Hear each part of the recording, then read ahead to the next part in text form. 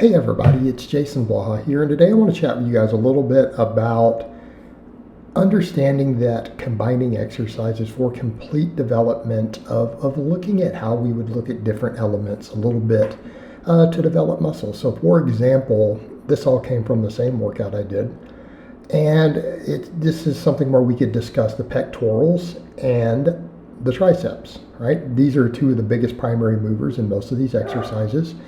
And it's a relevant discussion here because these are three very different exercises. So you'll see me performing here the flat barbell bench press. You'll see me performing the incline barbell bench press at 45 degrees. And then you'll see me doing plate pullovers with a straight arm. All right, so up front we have the barbell bench press, which I tend to use as a primary exercise, meaning I do it first. It is overall one of the best mass builders for the upper body. It is one of the best strength testers for the upper body. This is largely agreed upon by strength coaches, largely agreed upon by academics who have to measure this stuff in the sports world. It's a reason they like to use it for the combine, because it's an accurate measure of overall upper body strength. Again, most good experts and most lifting historians agree it has built many great chests. All right, it uses the pectorals as a primary exercise. It uses all the heads of the pectoral relatively evenly, okay? All right, it uses them relatively evenly, and the amount of lengthened position and stretch you get on it can vary a bit depending upon your grip spacing, how much of an arch you use. But I do it with a pause because, again, that works more pectoral. The pecs are forced to stay into the lengthened position longer, and it's just great for overall pec development. What else do we get from this exercise? It's really good for building the lateral head of the tricep, right? Been observed in the lab, been observed in the real world. A lot of guys who have real big benches, you notice that outer side of that tricep, that outer edge on the outside, the elbow, right? Outside of the arm, tends to be big if they have a really strong bench, and it makes sense. The data that's looked at it is generally found it makes it grow even faster than smaller exercises. Okay? It's a good all-around mass builder. A ton of stabilizers get used, works the entire chest, works the front delt extremely effectively, and it works the lateral head of the tricep. It's a good base builder. It's a good base builder, just all-around chest exercise, and not bad for triceps. All right, then after that I usually do an incline bench. What does the incline bench bring to the table? A little more shoulder for one. Again, you're looking to push your shoulder development a little bit further. This is an exercise that does it. What else do we have here? Tricep stimulus is very similar to the bench press. So again, we're hitting those same areas again. And we want to be clear, these exercises work the entire muscle. It's more biased towards that lateral head of the tricep.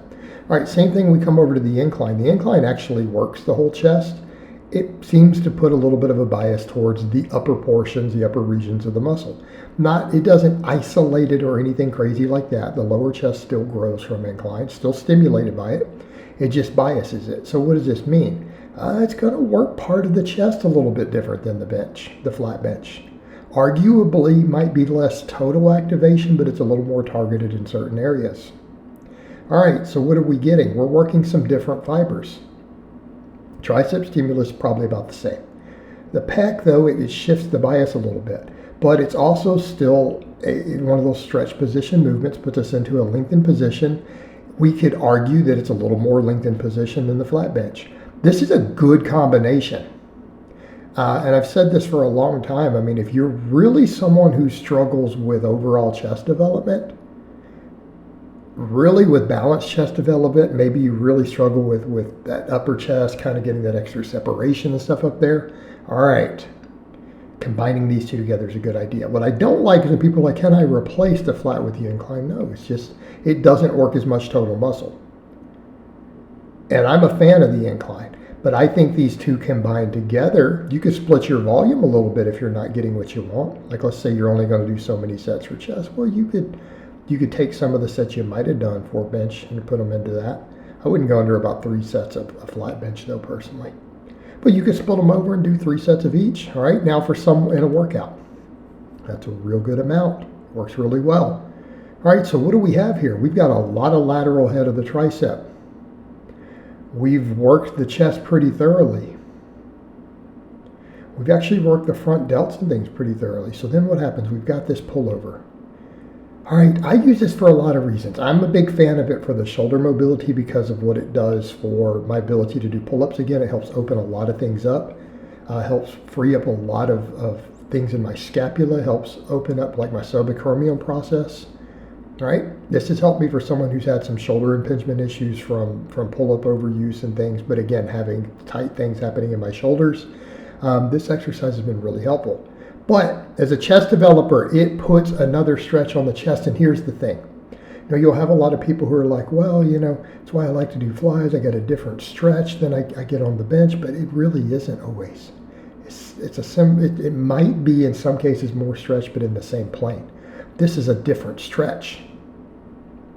Okay, and be aware the pecs are still the primary mover. Yes, it works lats and everything. It works lats.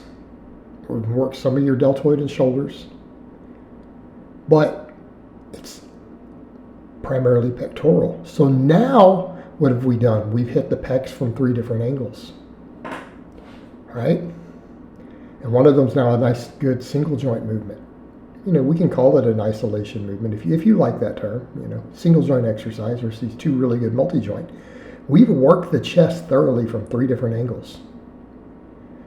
But here's the other thing. What happens? Look what happens with that pullover with the tricep. We go into that stretched, lengthened position of the tricep at the shoulder joint, not the elbow. All right, what handles that? The long head of the tricep, that big horseshoe at the top. That gets worked. Okay? See what we're getting here now? Not only have we worked the chest from another angle, we've now had this exercise, this finishing movement here that brings all this stuff, works serratus muscles, lats, stretches the chest at a different angle.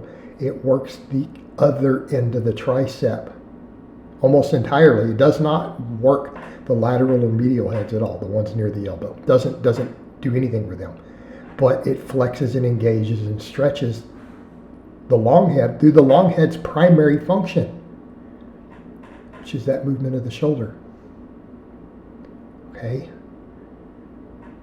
That's the head of the tricep that the bench doesn't develop as well. That really tends to be lagging.